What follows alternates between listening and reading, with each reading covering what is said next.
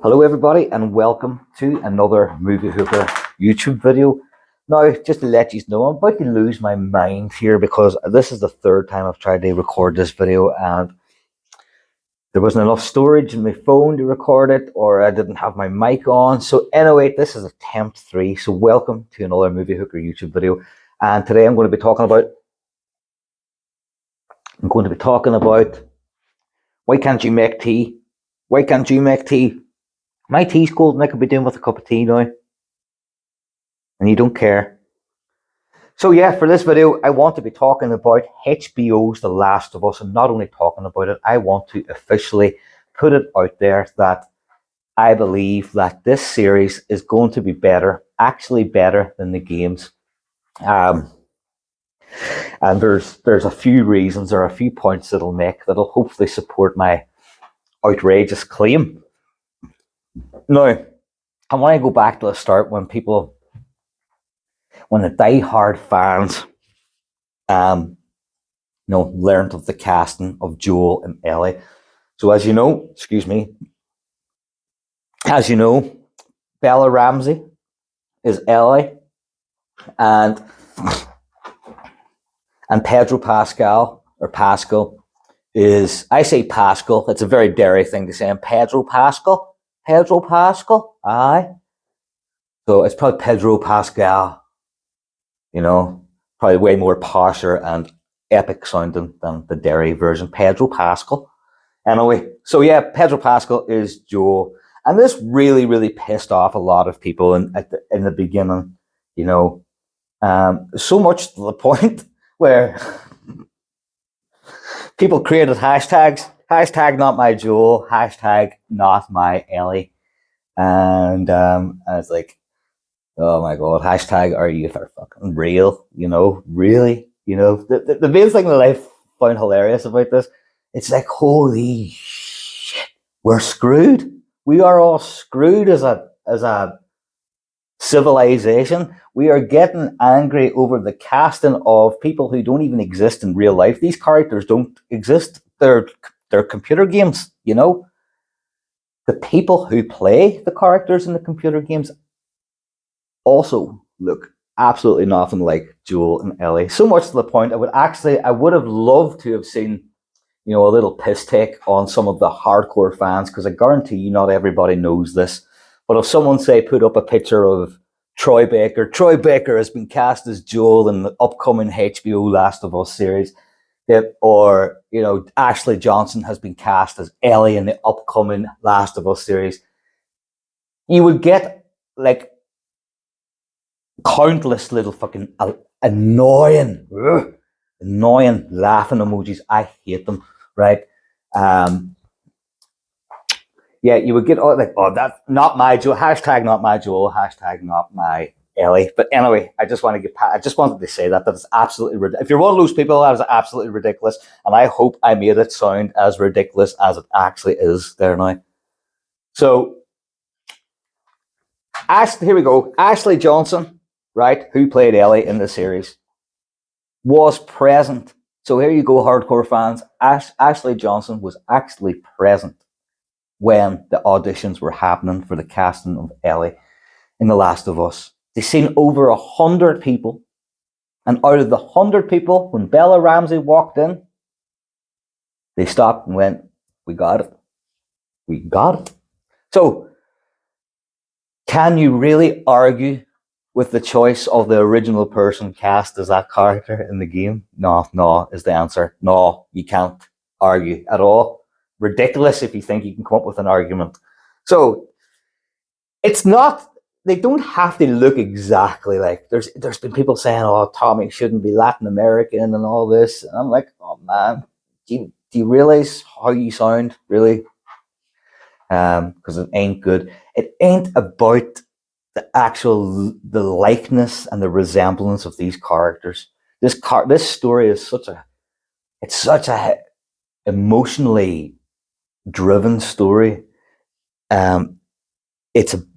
You better believe that it has to fucking do with the actors, and can they pull this heavy human story off? And I have no doubt in my mind that Bella Ramsey and Pedro Pascal are going to blow everybody away.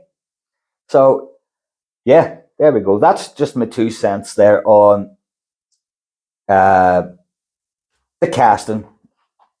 You watch the fire there, but you're on fire duty. Okay.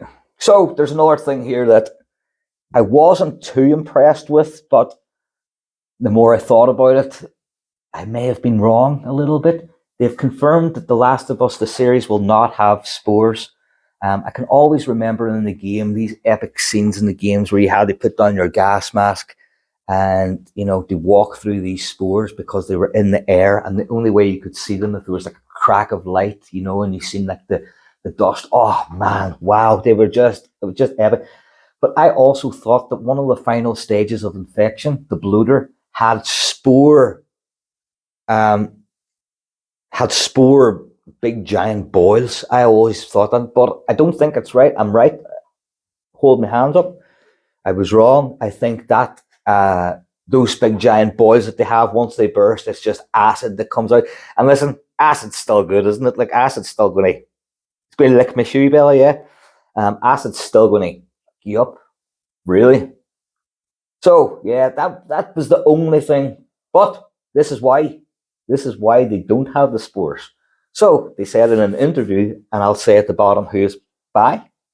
It was important for us to acknowledge that the audience is smarter about pandemics than they were 5 years ago. We don't want to pretend they don't know things. And in fact, a lot of the reason that this show begins the way it does with that scene in the 60s is to say, look, the context is there. There are viral pandemics and they are quite dangerous. Right. So if you don't know what the 60s, this is another reason why it's going to be better in the games. In the games, Neil Druckmann has said himself that they had so much more written that they couldn't put in the games because a game is a game. You got to be a hero. You got to, it's just got to get you till the end, and you got to be this almost superhuman, like, dude, they complete the game, and your combat level will get better throughout the game. That shit doesn't happen in real life. So what they've done here is that they set it in the 60s. So in 1960s, that's when the cordyceps virus is first noticed. So it's there since 1960s. The cordyceps virus is among the population. Not only is it among the population, they know how dangerous it is. The cordyceps virus is an actual real fungi virus. I don't even know if it's a virus, but it really is. Check it out on freaking what do you call it? The David Attenborough. I think it's David Attenborough. There's one where you see the fungi cordyceps virus in action, and it is the stuff of nightmares. So if it did go to humans, it would probably be something very similar to what's actually happening in the series here. So they set it in the 60s. Well, the virus is discovered in the 60s. So they've been living with this fear of that this huge apocalyptic virus is not maybe going to happen, is going to happen. It's just a question of when. So this is the timeline in the new series. It's set, the virus is discovered in the 60s. Joel will then be, then it's going to be, we're going to get introduced to Joel and his daughter, Sarah. Can't even think on it. Going to be destroyed. And that's going to be set in 2003. Then, when Joel meets up with Ellie, that's going to be set in present day in 2023. So that is the timeline of the series, which is epic. So much to tell. Right, here's another thing and another reason. This is a big reason that The Last of Us is going to be better than the games. Okay, said one, the casting is phenomenal. Two, the exploration and of the story and how they can add in more, change the timelines to make it more believable and even make it more relatable to us today and where we are as a society. And here's the good news. Are you ready? The Last of Us is not going to go on like The Walking Dead. It's not going to go on like The Walking Dead. Are you happy about that? Not only is it not going to go on like The Walking Dead and have countless seasons, excuse me. I need a tea maker. Minnie, why don't you make me tea? Aye. Sitting there, the fucking queen. It's not going to go on like The Walking Dead, and it's not going to get butchered like Game of Thrones, who we know HBO are responsible for the death of Game of Thrones. The games, for those of you that don't know, there are two games, one in 2013 and one was released a couple of years ago. Not too sure when, 2020 maybe, I'm not too sure. But one is quite recent, and the second part of the game, is a direct continuation of the first game with the same characters, only it's set when they're considerably older. So we will be seeing a switch of like young Ellie to old Ellie, I'm sure, at the end maybe of season 1. I'm not too sure. They says this is another thing. They also said that season 1 will cover the full story of the first game. So that is a lot. Season 1, Episode 1 has been confirmed at 85 minutes. Episode 2 has been confirmed at 55 minutes. And I'm pretty sure all the rest of the episodes are going to be around the 55-minute mark. Maybe a big badass finale would be cool as well. So yeah, it's not going to get butchered like Game of Thrones, and it's not going to go on for many, many seasons. So another thing as well that they've done, which I really, really like, is that they've humanized the characters. I'm not so sure about Ellie, but as I just mentioned there in the game previously about the games, at the start you shoot guns and you pick up bigger weapons and your combat, you level up and you become like a badass and stuff. This isn't how the game or the series is going to be approached. Joel's pretty broken. He's like in the game, that, it's like the most heartbreaking, character in any game I can think of. He's just the most sorrowful human being. And as much as an asshole that dude is, the only thing you want to do is give him a hug. It's like, it's just so well written. So it's like you can connect on so many levels. And yeah, it's just humanizing him for the series is the way forward. So with the character now, Joel, in the series, Pedro Pascal has he's got a messed up knee. So he does. He's got a really, really bad knee. He can't bend down and get up without being in pain. And I think he's really hard of hearing as well in one ear because of a gunshot that went off close to his ear. So he's partially deaf, and he's not going to be the superhuman that he became by the end of part 1. Even by the end of part 1 of my game, I was no superhuman. I was still fucking running around with a brick and a bottle trying to kill people. But I really like that approach. I love that they're humanizing him, and the fact that they're making him partially deaf is also quite terrifying, because you need your ears. You actually need your ears, probably more so than you need your eyes in this pandemic. I know that's a weird thing to say, but a lot, the clicker, like the first stage of infection and the second stage of infection, I think you're just pretty much Romero. First infection, you're Romero sort of zombie. Second stage, you're sort of like Danny Boyle 28 days later zombie. Third stage, with the second stage as well, you're starting to see fungal growths coming out of the body. And then with the third stage, I think, is you become a clicker. And a clicker means that you become blind. So the most dangerous creatures in this game are actually blind and hunt by sound. So now we've got Joel, who can't hear. So like he needs his, I'm not even going to attempt to make a clicker sound, because it's the most eerie sound ever, and I can't wait for everybody just to be absolutely blown away with this series, and I have no doubt in my mind that they are. I think that's really all I want to cover. Uh, let me just give a little overall sort of thing.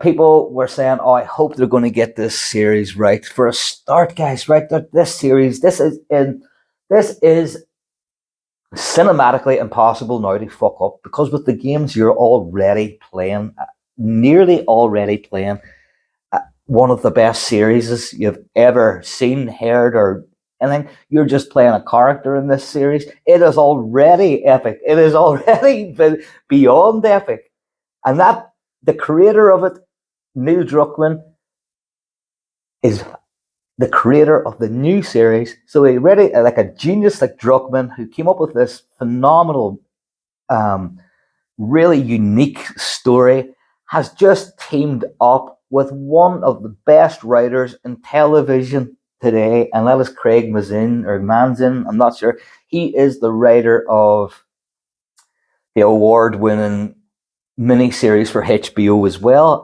Chernobyl, which was an absolutely phenomenal series. It's impossible not to like that. My only issue with the Chernobyl series was that everybody sounded like they were in a Guy Ritchie movie, and I was like,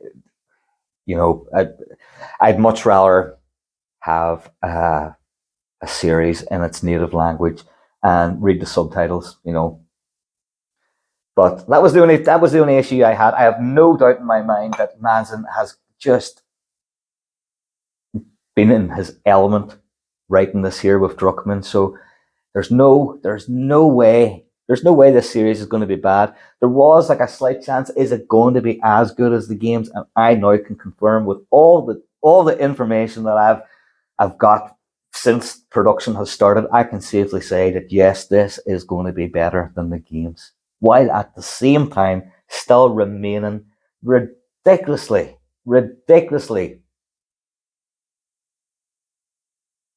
I just lost the word. I was going to say that's the problem with those scripts. Ridiculous, but still meaning. Oh, jeez, I just lost it. For fuck's sake.